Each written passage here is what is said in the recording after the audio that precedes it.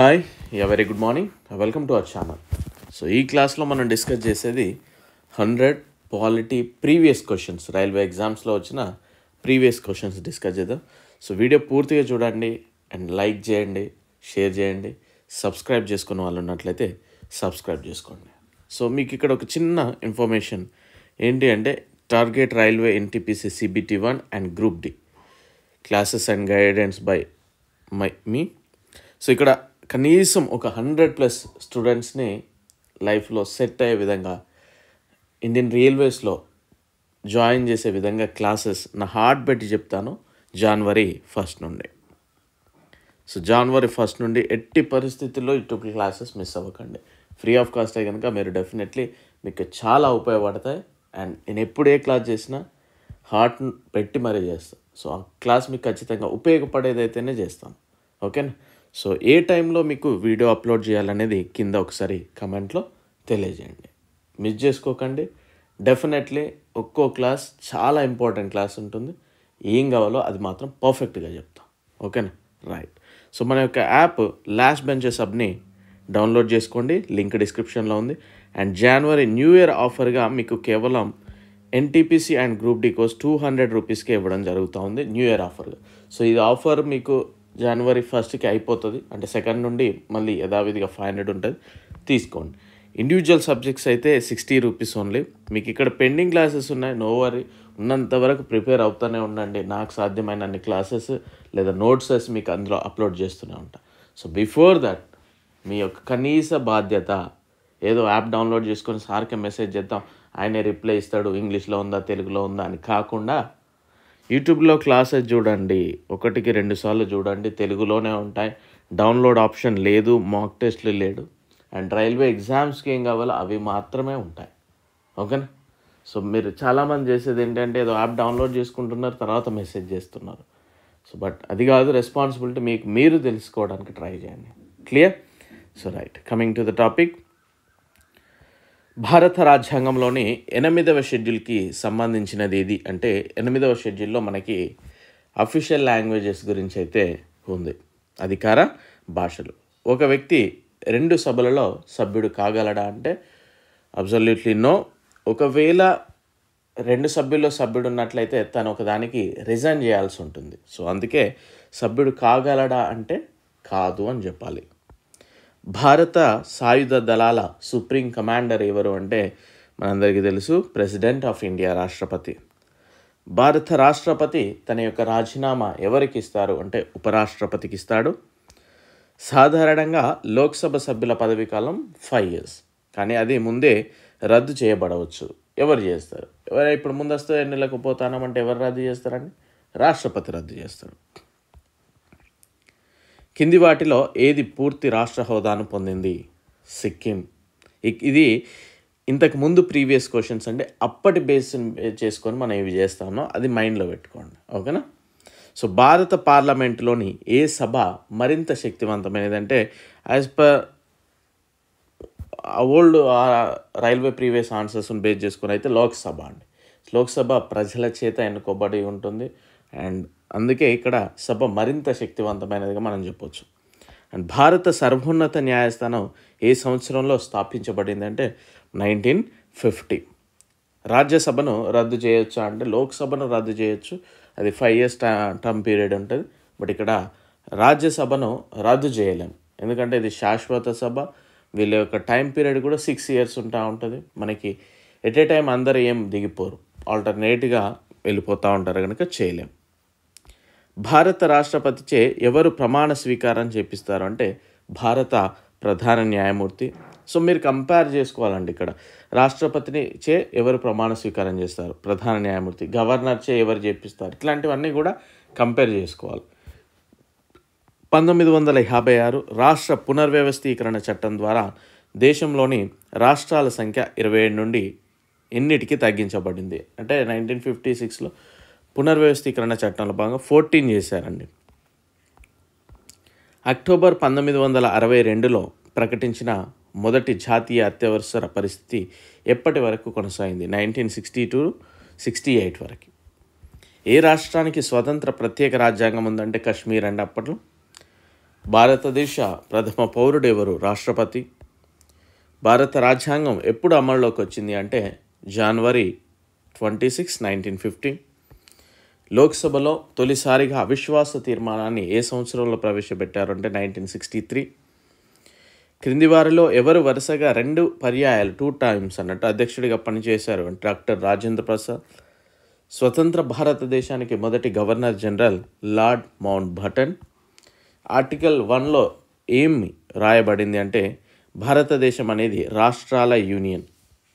So రాష్ట్రాల union అని ఏంటి అంటే అన్ని రాష్ట్రాలు ఉంటాయి కానీ ఏ రాష్ట్రానికి భారతదేశం నుండి విడిపోయే హక్కు లేదు అన్నట్టు. నెక్స్ట్ 1 second అండి. క్రింది వారిలో భారత రాష్ట్రపతిగా ఎక్కువ కాలం పనిచేసిన వ్యక్తి ఎవరు అంటే కింది వారిలో డాక్టర్ రాజేంద్ర ప్రసాద్ గారు. భారత రాజ్యాంగంలో ఏ విధమైన ప్రభుత్వ వ్యవస్థను స్వీకరించారంటే పార్లమెంటరీ తరహా వ్యవస్థ మన దగ్గర ఉన్నది. భారత రాజ్యాంగం ప్రకారం రాష్ట్రపతి రాజ్యసభకు ఎంతమందిని గరిష్ట సంఖ్యలో నామినేట్ చేస్తారంటే 12 members. భారత రాష్ట్రపతి కావడానికి గరిష్ట వయో పరిమితి అంటే మ్యాక్సిమం ఏజ్ లిమిట్ అంటూ ఏమీ లేదండి. ఓకేనా.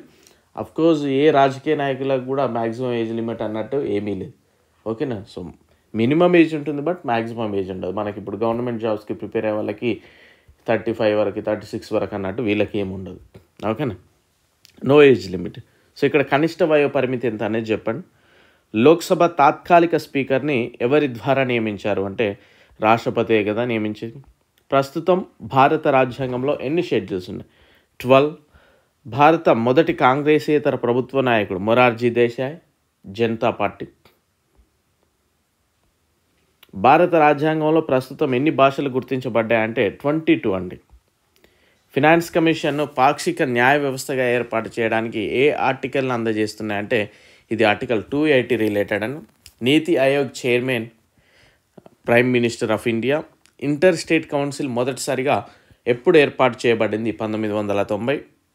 పౌరసత్వం పొందడం మరియు రద్దు చేయడం గురించి ఏదైనా నిబంధనలను రూపొందించే అధికారం కింది వారిలో ఎవరికి ఉంది? పార్లమెంట్కే కదా అండి. పార్లమెంట్కే కదా, ఎందుకంటే సిటిజన్షిప్ అనేది కేంద్ర పరిధిలో. జాతీయ అభివృద్ధి మండలి చైర్మన్ ఎవరు? ప్రధానమంత్రి. ఏ ఆర్టికల్ ప్రకారము రాష్ట్ర లేదా కేంద్ర పాలిత ప్రాంతంలో ఉపాధి కోసం పార్లమెంటు షరతును విధించవచ్చు? ఆర్టికల్ 16.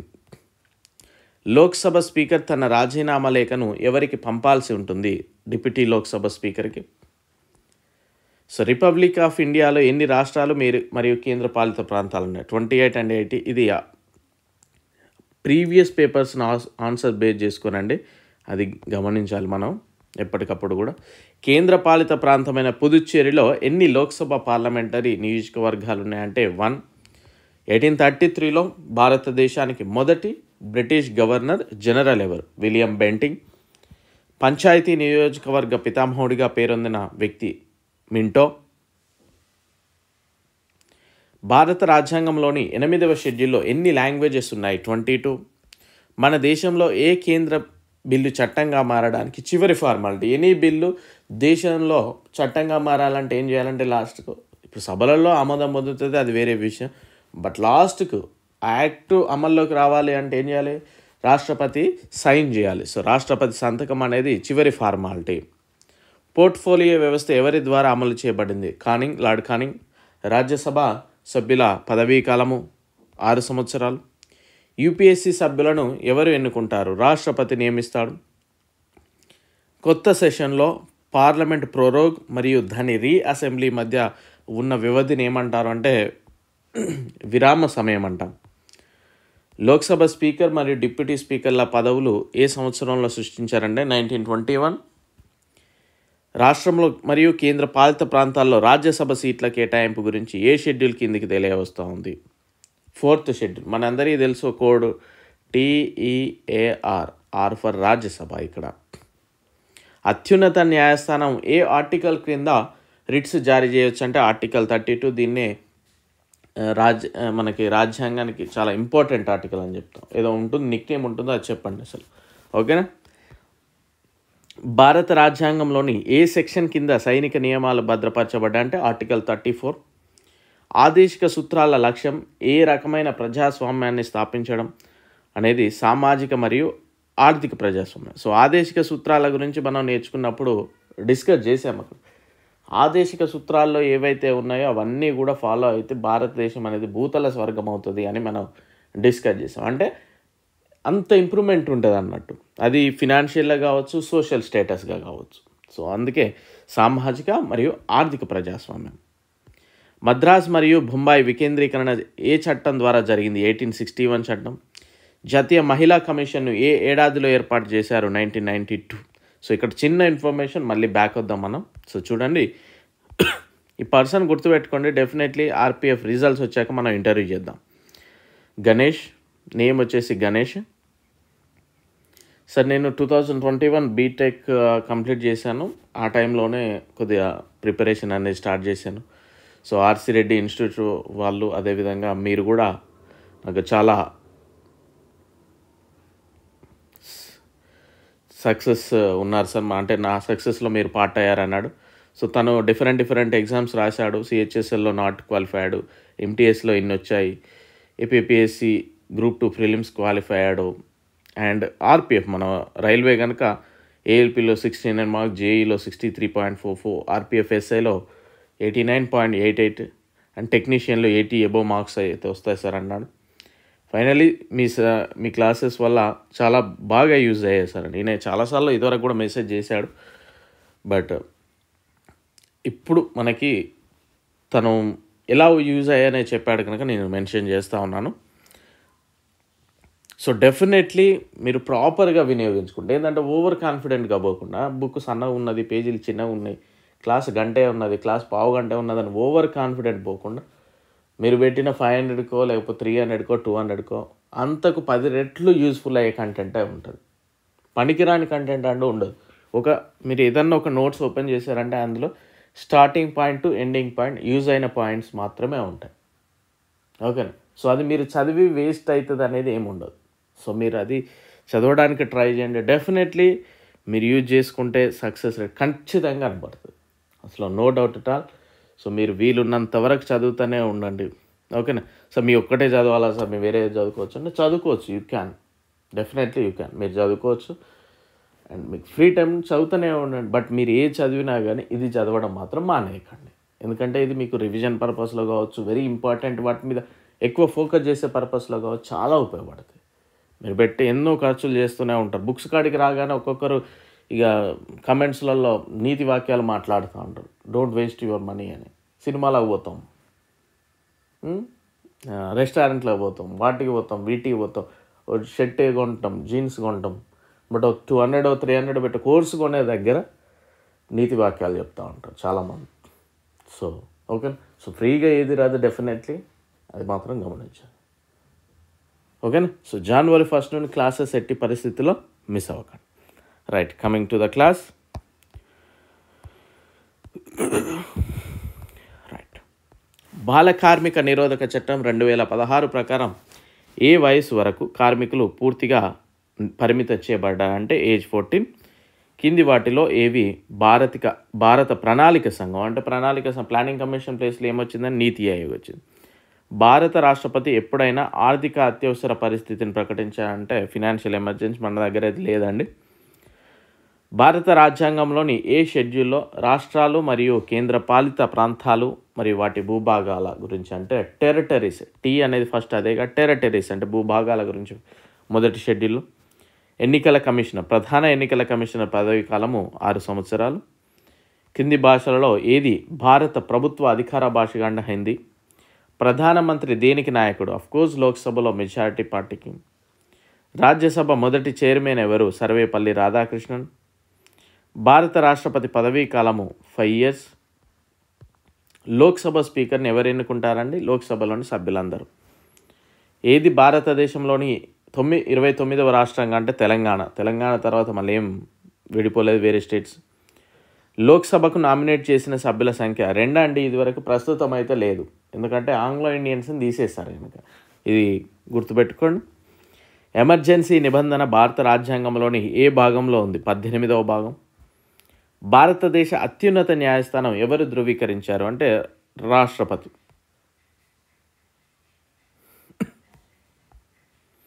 భారత రాజ్యాంగానికి చివరి వ్యాఖ్యాతగా ఎవరు పరిగణించబడ్డారు? సుప్రీంకోర్టు. సో చివరి వ్యాఖ్యాతగా అంటే రాజ్యాంగంకి ఏదన్నా అందులో ఏమన్నా మిస్టేక్స్ అనిపించినా, లేకపోతే రాజ్యాంగంలో కొన్ని పాయింట్స్ అర్థం కాకపోయినా దాన్ని ఎక్స్ప్లెయిన్ చేయడం కానీ, దాని గురించి చెప్పడం కానీ చేసేది కంప్లీట్లీ సుప్రీంకోర్టే అండి. మనం ఈ లెసన్ విన్నాం. ఓకేనా? రాష్ట్రపతి లేనప్పుడు భారత తాత్కాలిక రాష్ట్రపతి ఎవరు? అఫ్కోర్స్ ఉపరాష్ట్రపతి. ఒకవేళ ఉపరాష్ట్రపతి కూడా లేకపోతే అప్పుడు చీఫ్ జస్టిస్ ఆఫ్ ఇండియా. భారత రాజ్యాంగం ఎన్ని సంవత్సరాలలోపు పిల్లలను పనిలో పెట్టుకోవాల్సిన నిషేధించింది? 14 years. రాష్ట్రపతి ఆమోదం పొందని మరియు తిరిగి ఇవ్వబడని మరియు నిరవధికంగా పెండింగ్లో ఉన్న బిల్లును ఏమంటారు? అంటే సైన్ చేయడు, అలా అని మళ్ళీ రిటర్న్గా వాళ్ళకి పంపడు. సో ఏం చేస్తాడు? జస్ట్ పాకెట్లో ఉంచుకుంటాడు కనుక పాకెట్ వీటో అంటారు. రాజ్యసభలో మొత్తం సభ్యుల సంఖ్య 250. 1945లో ప్రజా ప్రణాళిక ఎవరు రూపొందించారంటే ఎంఎన్ రాయ్.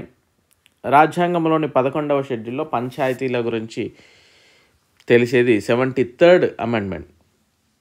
అధికారాలు, హక్కులు మరియు విధిని చేర్చారంట. మెజారిటీ ఏ ప్రాతిపాదికన రాష్ట్ర నియమాలు మరియు నియంత్రణ సిద్ధాంతాన్ని నిర్ణయించింది మరియు ఎంపికల క్రింద ఇలా ఇవ్వబడింది? Parliamentary majority. రాష్ట్ర మంత్రి లేదా పరిపాలనా రాజ్యాంగం ద్వారా ప్రతిజ్ఞ ఏ షెడ్యూల్లో వచ్చింది? 3rd schedule. మనం చూసాం ఇది ప్రతిజ్ఞల గురించి.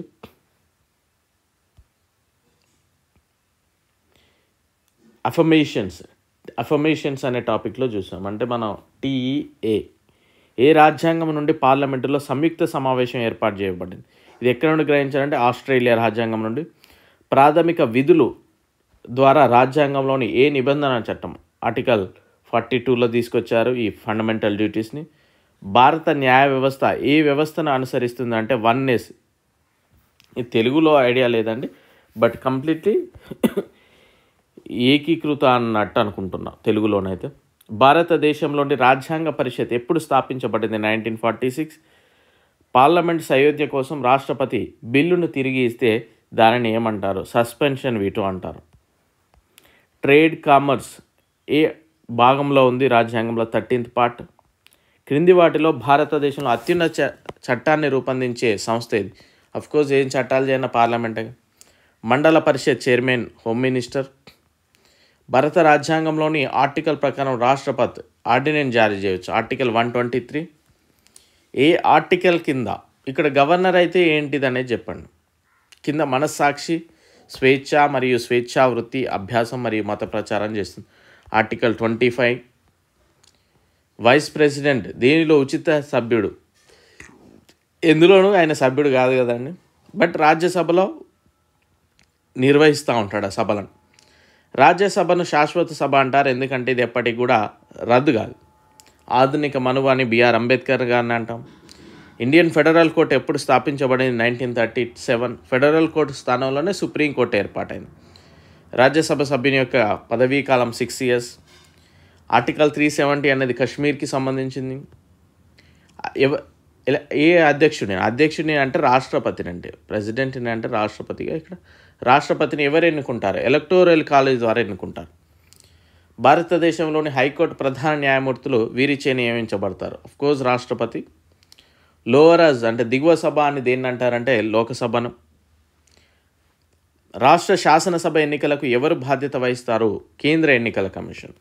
అంటే మనకి ఇక్కడ ఎమ్మెల్యే ఎలక్షన్స్ అట్లాంటివి ఉంటే మాత్రం కేంద్రమే ఆర్గనైజ్ చేస్తూ ఉంటుంది. ఇక్కడ సర్పంచ్ ఎలక్షన్స్ కానీ ఎంపీటీసీ ఇట్లాంటి వాటిని మాత్రం స్టేట్ ఎలక్షన్ కమిషన్ చేస్తూ ఉంటుంది. అంటే కార్పొరేట్లు ఇట్లాంటివి ఉంటాయి కదా, అవి స్టేట్ వాళ్ళు చేస్తూ ఉంటారు, అంటే స్టేట్ ఎలక్షన్ కమిషన్. ఎమ్మెల్యేలు మాత్రం మనకి సెంట్రల్ చూసుకుంటుంది. భారత రాష్ట్రపతి ఎంతమంది లోక్సభ సభ్యులను నామినేట్ చేయవచ్చు? 2 అండి, ప్రస్తుతం అయితే లేదు. Anglo Indians. పార్లమెంట్ మొదటి సాధారణ ఎన్నికలు 1951 to 52. భారత రాష్ట్రపతి ఎన్ని సంవత్సరాలకి? 5 years. 1946లో ఏర్పాటైన మంత్రివర్గానికి చైర్మన్ నెహ్రూ గారు. భారతదేశం యొక్క కేంద్ర పాలిత ప్రాంతం ఎవరిచే పాలించబడుతుంది? సో మనం అతి తెలివిగా ఇక్కడ ఆప్షన్స్ లేదు కదా అని వదిలేయడమో లేకపోతే ఏది పెట్టినా ఆన్సర్ ఇస్తారో అనుకోద్దు. ఓకేనా? సో ఖచ్చితంగా అక్కడ రాష్ట్రపతి చేతిలోనే వర్క్ జరుగుతూ ఉంటుంది. బట్ అక్కడ ఆయన అండర్లో అక్కడ ఉంటారు మనకి. ఓకే. ఎగువ సభ సభ్యుడి కనీస వయసు 30 years. ఎగువ సభ అంటే రాజ్యసభ. ఏ రాజ్యాంగ సవరణ చట్టం సిక్కింని పూర్తి రాష్ట్ర హోదా పొందిందంటే ఆర్టికల్ 36. సో ఈ క్వశ్చన్ నేర్చుకోవడం ట్రై చేయండి. అండ్ మండే January 1st నుండి మాత్రం ఖచ్చితంగా క్లాసెస్ మిస్ అవ్వకండి. డెఫినెట్లీ నా హార్ట్ బట్టి క్లాసెస్ చెప్తాను. సో ఎందుకంటే మనం నెక్స్ట్ ఎవరు ఉండొచ్చు, ఉండకపోవచ్చు, ఎప్పుడు పోయేది తెలియదు కనుక ఉన్నన్ని రోజులు ది బెస్ట్ ఇద్దాం. మన వల్ల అరే ఇక లాస్ట్ బెంచ్ అన్న వల్ల మనకు వచ్చింది అని అనుకుంటే happy, very happy. Okay. So at the same time ఈ January 1st ఆఫర్ని ఎవ్వరు మిస్ చేసుకోకండి. జస్ట్ 200 రూపీస్కి మనం ఇస్తా ఉన్నాం. ఎట్టి పరిస్థితిలో మిస్ అవ్వకండి. So I wish you very good luck. Thank you. Bye.